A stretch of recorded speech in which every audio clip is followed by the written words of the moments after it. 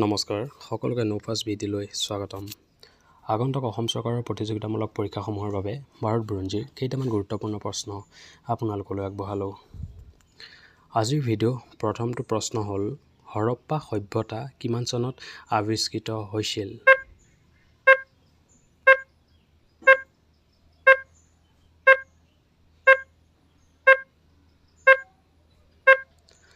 ইয়াৰ শুদ্ধ উত্তৰ হ'ব ক 1921 চনত।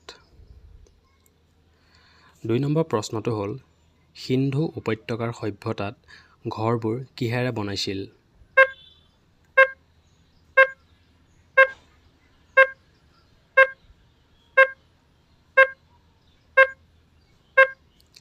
ইয়াৰ শুদ্ধ উত্তৰ হ'ব ক ইটা।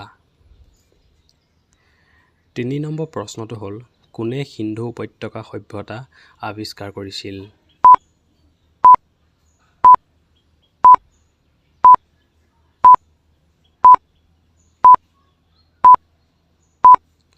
ইয়াৰ শুদ্ধ উত্তৰ হ'ব ক ছয়াৰাম চাহনী। 4 নম্বৰ প্ৰশ্নটো হ'ল তলৰ কোনখন উপনিষদৰ পৰা সত্যমে জয়তে শব্দটো লোৱা হৈছে?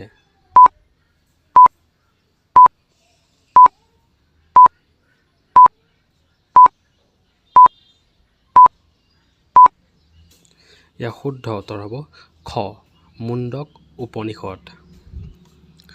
5 নম্বৰ প্ৰশ্নটো হ'ল নালন্দা বিশ্ববিদ্যালয় কোনখন ৰাজ্যত অৱস্থিত?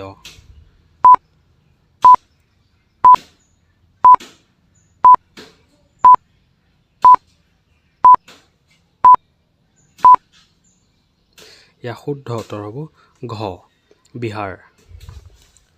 6 নম্বৰ প্ৰশ্নটো হ'ল লোদী বংশৰ শেষ চুলতানজন কোন আছিল?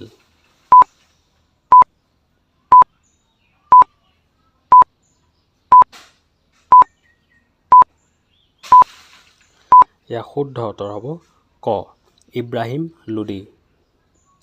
7 নম্বৰ প্ৰশ্নটো হ'ল খিলাজী বংশৰ প্ৰতিষ্ঠাপক কোন আছিল?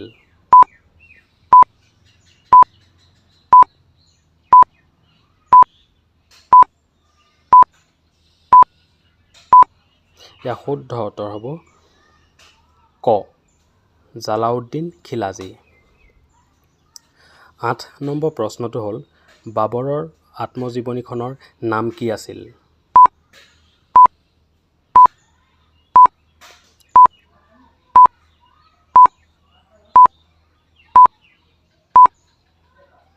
ইয়াৰ শুদ্ধ উত্তৰ হ'ব ক তুজুক-ই-বাবৰী। 9 নম্বৰ প্ৰশ্নটো হ'ল শ্বাহজাহানৰ সমাধিক্ষেত্ৰ কোন স্থানত অৱস্থিত?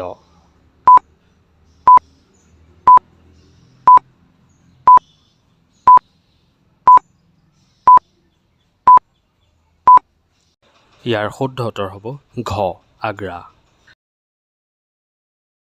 আজিৰ ভিডিঅ' অন্তিমটো প্ৰশ্ন হ'ল প্ৰাৰ্থনা সমাজ কোনে প্ৰতিষ্ঠা কৰিছিল?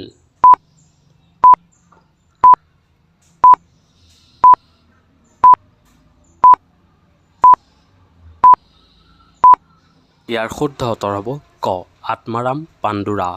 ধন্যবাদ। এনেকুৱা ধৰণৰ প্ৰয়োজনীয় ভিডিঅ'সমূহ পাই থাকিবৰ বাবে আমাৰ চেনেলটো please like, comment, share and subscribe কৰি দিব। ধন্যবাদ।